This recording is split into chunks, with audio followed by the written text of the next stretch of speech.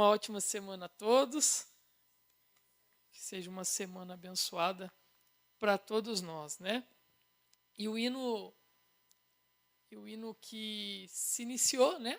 O nosso culto, ele fala sobre as bênçãos que Deus derrama em nossas vidas, né? Para nós contarmos as bênçãos. E por vezes a gente fala, né?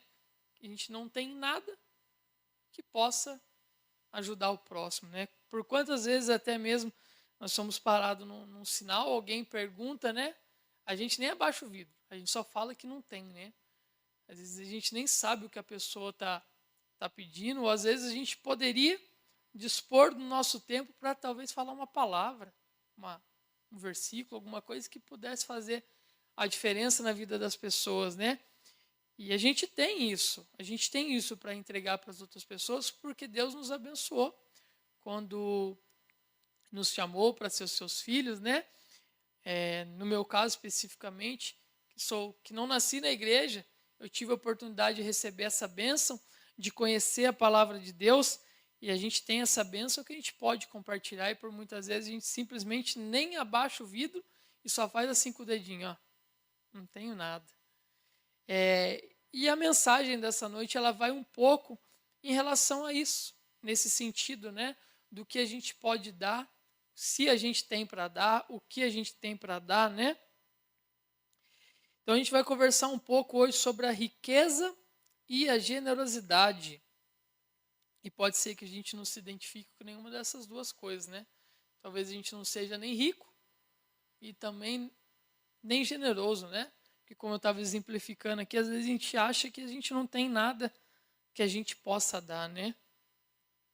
E o fato é que a gente precisa saber que não existe relação entre a felicidade e a conta bancária.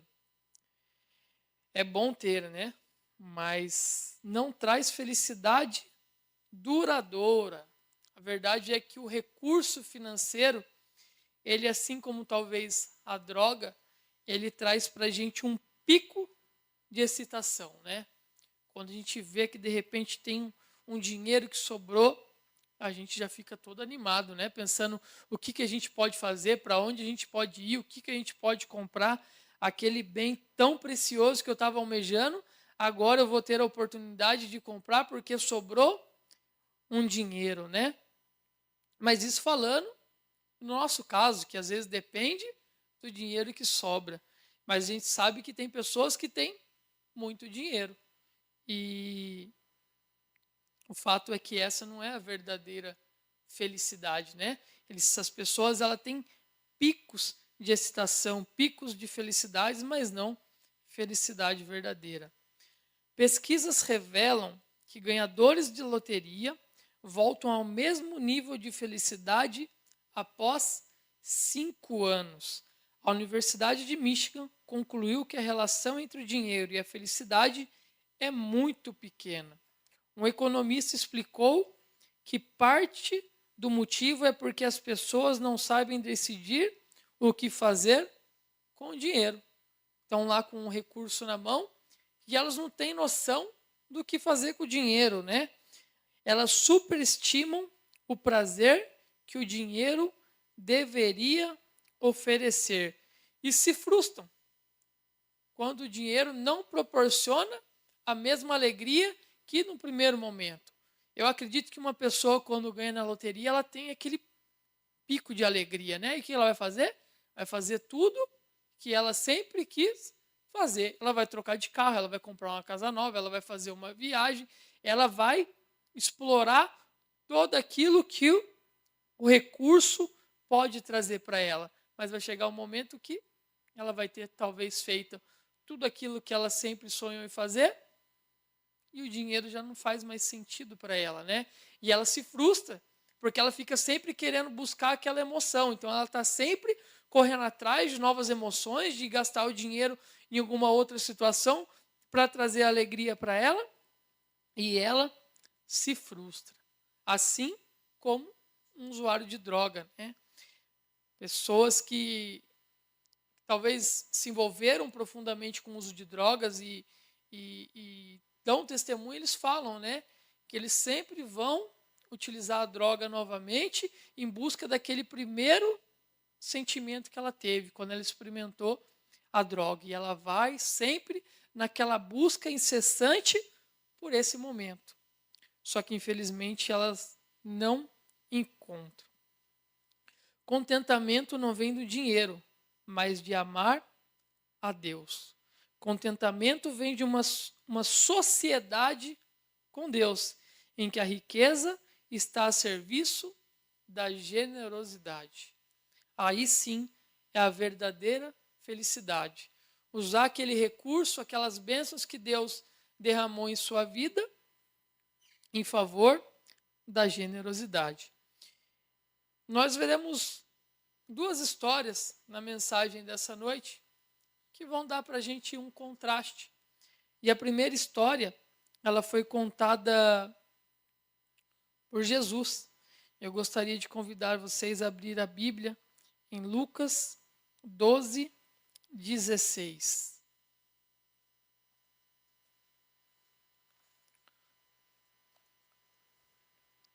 E aqui nós veremos uma primeira história, uma primeira parábola contada por Jesus.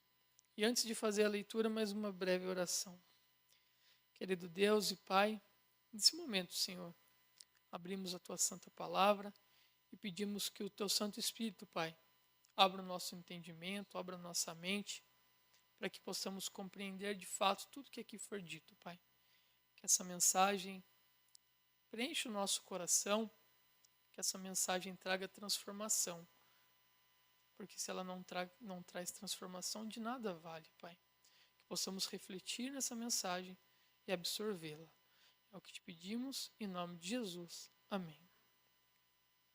Lucas 12, 16, diz assim: E lhes proferiu ainda uma parábola, dizendo: O campo de um homem rico produziu com abundância.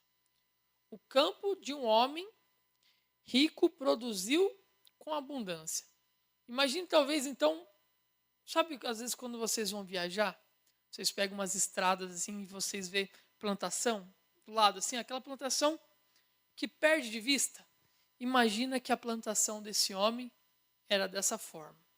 Era uma plantação grande, mas naquele momento esse homem tinha sido ainda mais abençoado. E aquela terra tinha produzido mais do que estava acostumado a produzir. Esse homem já tinha uma estrutura, talvez de celeiros, de veículos para poder transportar os frutos dessa plantação, mas dessa vez foi algo fora do comum. Os caminhões não davam conta de transportar tudo que a colheitadeira vinha cortando. E os caminhões iam para um lado e para o outro e não dava conta de coletar tudo isso. Seguindo no verso 17 ao 19, e arrazoava-se consigo mesmo, dizendo: Que fareis, pois não tenho onde recolher os meus frutos? E disse: Farei isto, destruirei os meus celeiros, reconstruí-los, tem hora que foge, ei, maiores, e ali recolherei todo o meu produto de todos os meus bens. Então direi à minha alma: Tens em depósito muitos bens, para muitos anos. Descansa, come, bebe e regala-te. Então ele pegou ali uma calculadora, começou a fazer as contas. Ó, normalmente, tantos caminhões vão encher os meus celeiros. Eu já estou vendo aqui que tantos caminhões já foram, falta ainda uma boa quantidade, então eu tenho certeza que não vai ser suficiente. O que eu vou fazer?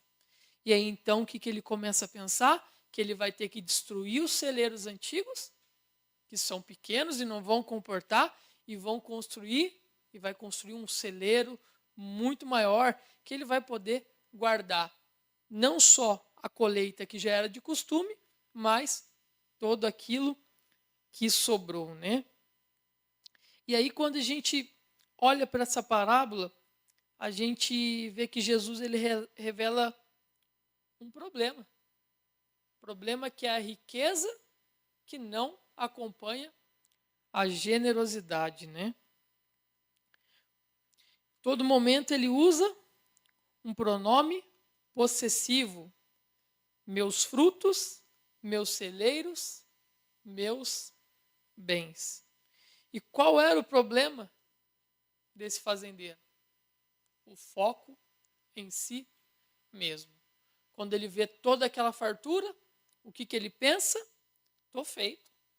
Agora eu vou ter colheita, vou ter frutos, vou ter frutos guardados por muito tempo, vou poder relaxar, vou poder comer, beber, festejar e ainda vai me sobrar recurso. Espera aí então, né, seu fazendeiro? Quem enviou a chuva? Quem te deu o sol? Quem te deu força e sabedoria? Será que era tão difícil para o fazendeiro agradecer a Deus, né? O que o fazendeiro perderia se ele agradecesse a Deus? Aparentemente tudo, né?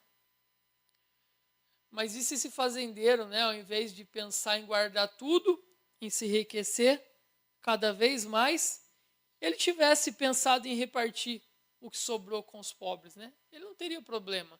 Ele ficou fazendo contas e contas de como ele resolveria esse problema, né, do excesso dos frutos, quando na verdade seria tão mais simples, né?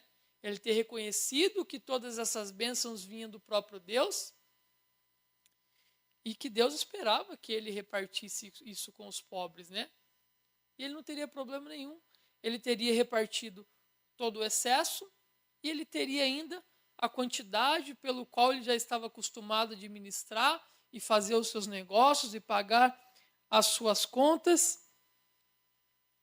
Mas no verso 19, o que a gente vê ele se gabando, né? De como ele vai comer, beber e vai se alegrar, né? O fato é que não tem nenhum problema em querer comer, beber, viajar, trocar de carro, trocar de casa. Não tem problema nenhum em se alegrar. Não é pecado a pessoa desejar essas coisas, construir isso aqui nessa terra. Mas o problema é quando a pessoa só pensa nisso. E esse era o problema do fazendeiro. Ele pensou somente nisso.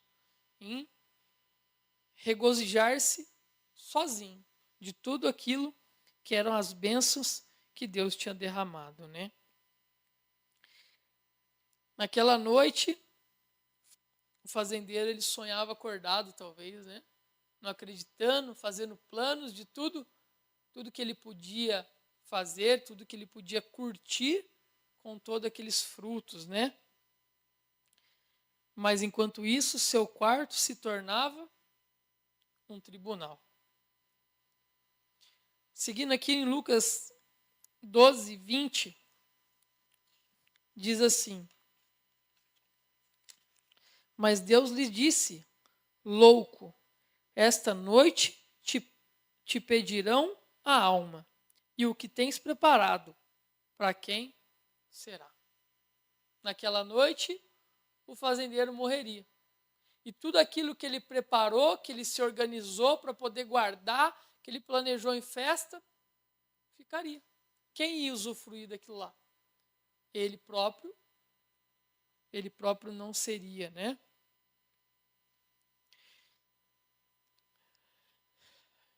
Quem só pensa em si, vive uma ilusão.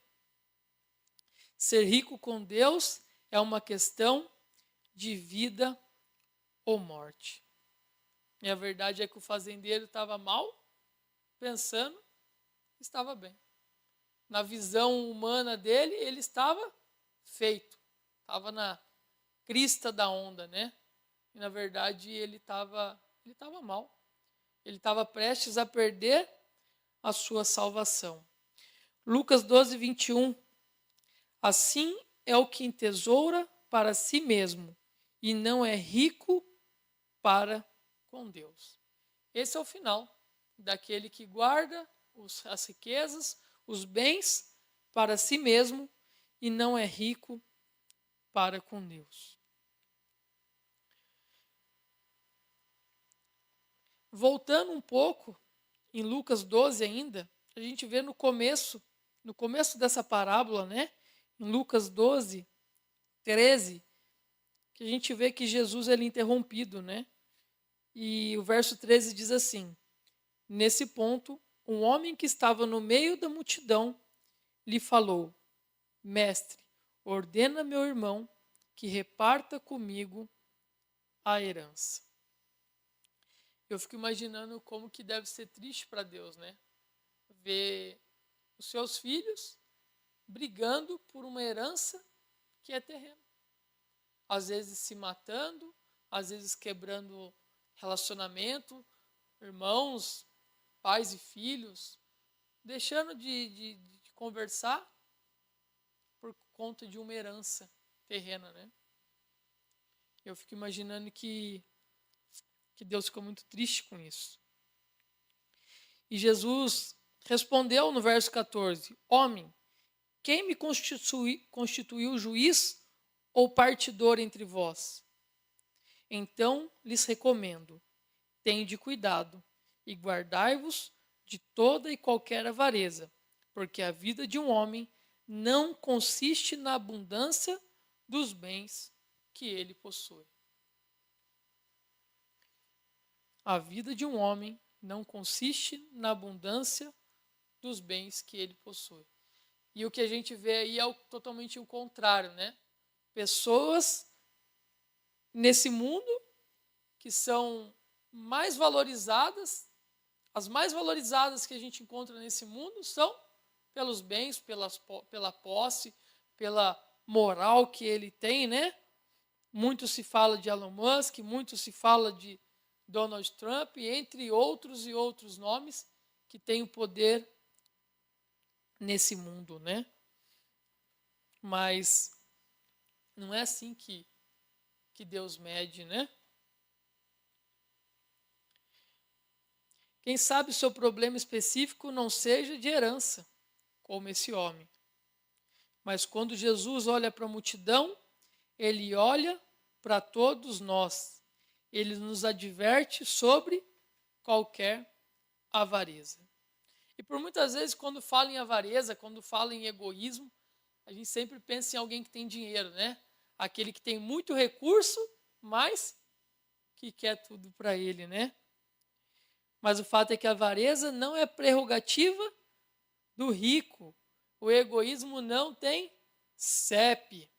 O pobre também é tentado a pensar em si mesmo.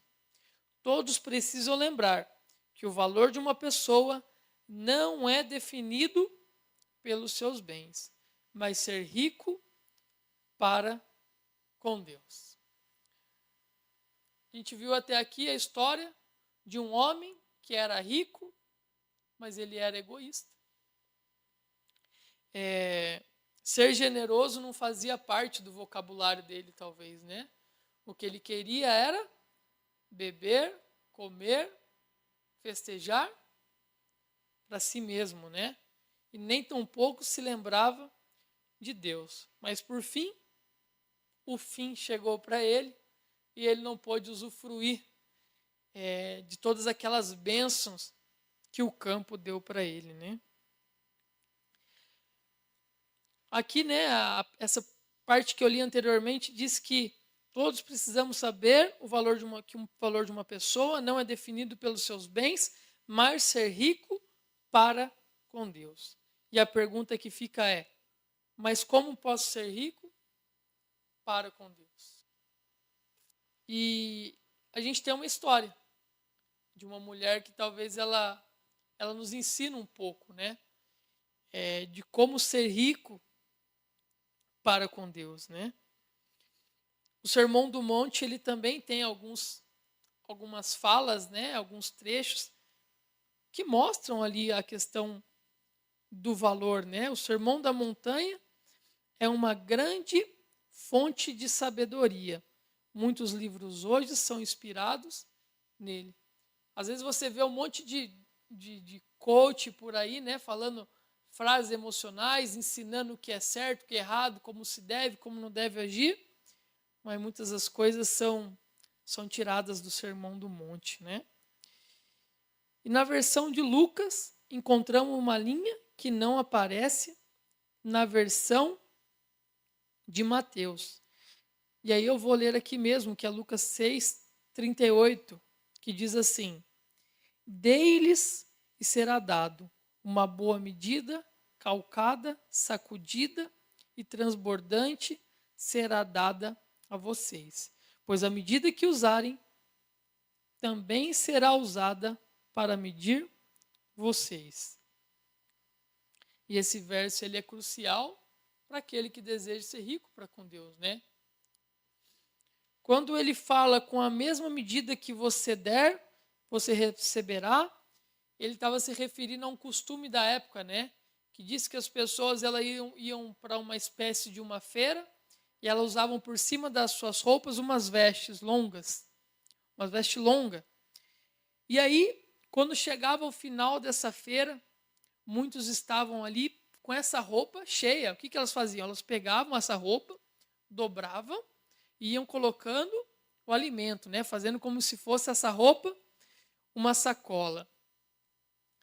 E aí, conforme aquela pessoa ela era bondosa e ela doava, né? Ela se oferecia para dar daquilo que ela tinha, que ela possuía, talvez do feijão, talvez do milho, talvez de algum outro fruto, ela também recebia tudo em troca, né? Então, aquela que era generosa atraía para si mesmo generosidade. Em outras palavras, a gente pode descrever esse verso assim: entregue a vida, vocês a receberão de volta. E não é só isso, o retorno será cheio de recompensa e de bênçãos. Dar é o caminho, não guardar. Generosidade produz generosidade. O segredo para ser rico para com Deus, talvez, seja ter generosidade como um valor moral.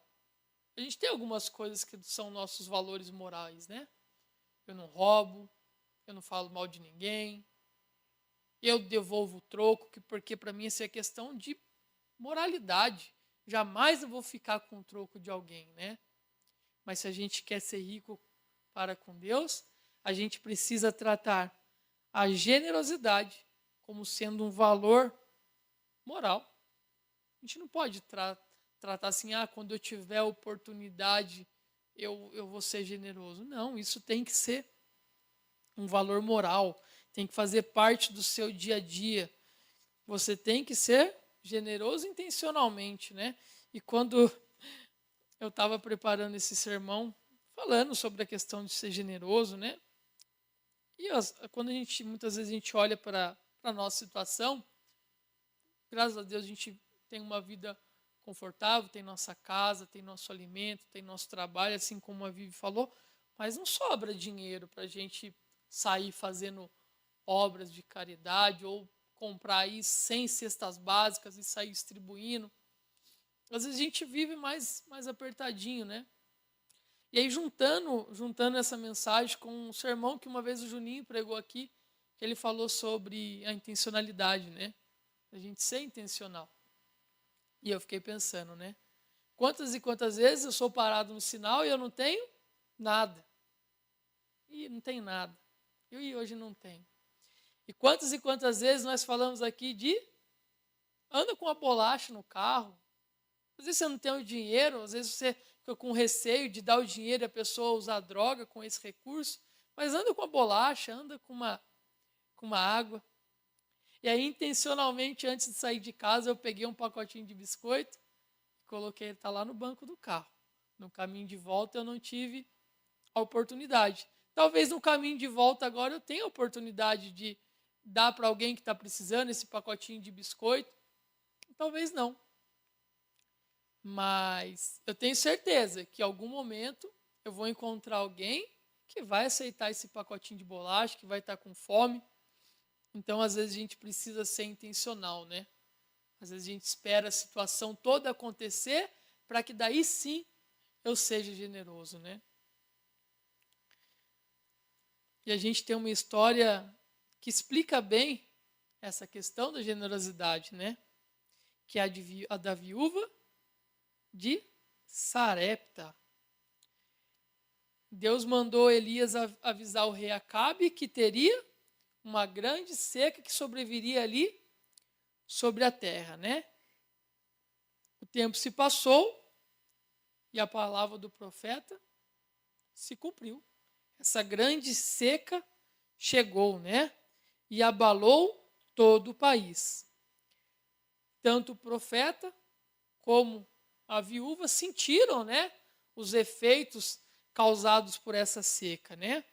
Assim como o sol e a chuva vêm para todos, a crise também vem, né?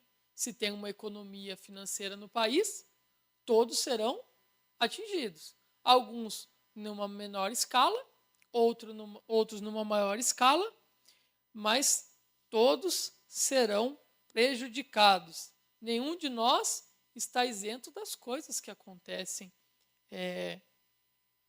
no nosso entorno, né? Mas quem é rico para com Deus, quem é mordomo fiel, terá as suas necessidades supridas. Acho que todos aqui conhecem, a gente vai passar por essa história aqui, mas acho que todos conhecem a história, né? Que Elias tinha fugido, porque eles queriam matar Elias, né? Até mesmo por conta, julgando que ele fosse o culpado dessa seca que tinha caído sobre a terra naquele momento. E Elias estava ali, junto ao ribeiro de Querite, sendo alimentado por Deus. Deus estava provendo o alimento para ele, né? E Deus poderia ter continuado alimentando Elias ali, não podia? Se já tinha alimentado Elias até aquele momento, por que não continuaria? Se não fosse por corvo, poderia ser por um lagarto, pelas formigas. Deus, se quisesse, daria um jeito de continuar alimentando Elias, né? Mas tinha uma viúva que estava prestes a morrer de fome. E aí agora gostaria de seguir com vocês em 1 Reis 17, 10.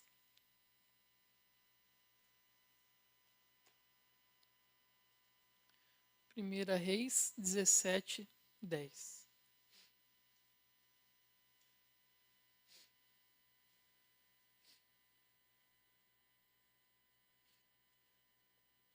Que diz assim: Então ele se levantou e foi a Serepta. Chegando à porta da cidade, estava ali uma mulher, viúva, apanhando lenha. Ele a chamou e disse: Traz-me, peço-te uma vasilha de água para eu beber. E aí você está lá pegando lenha, num momento de seca total. Chega um estranho e fala o quê?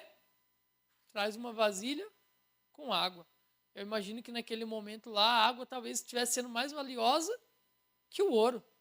E aí chega então um estranho e pede isso para essa mulher. Indo ela buscá-la, ele chamou e lhe disse: Traz-me também um bocado de pão na tua mão. Porém ela respondeu: Tão certo como vive o Senhor teu Deus, nada tenho cozido, há somente um punhado de farinha numa panela e um pouco de azeite numa botija. E vês aqui, apanhei 2 cavacos e vou preparar esse resto de comida para mim e para meu filho. Comê-lo-emos e morreremos. Elias lhe disse: Não temas, vá e faz o que disseste, mas primeiro faze dele para mim um bolo pequeno e traz-me aqui fora. Depois farás para ti a mesma e para teu filho. Então Elias pede água, já era um absurdo. Antes dela ir, ele pega e fala, não, peraí. Também pega uma farinha lá e um azeite e faz um pão e traz aqui para mim. E a mulher, então, ela conta a história para Elias. Meu amigo, não dá. Só tem um restinho lá de farinha e azeite. Estou pegando esses 2 cavaquinhos de madeira. Vou fazer provavelmente a última refeição que eu e meu filho comeremos antes de morrer. E de repente agora você chega e fala que eu tenho que dar esse alimento para você? Eu nunca nem te vi. Agora você quer minha água e quer o pouco do alimento que eu tenho?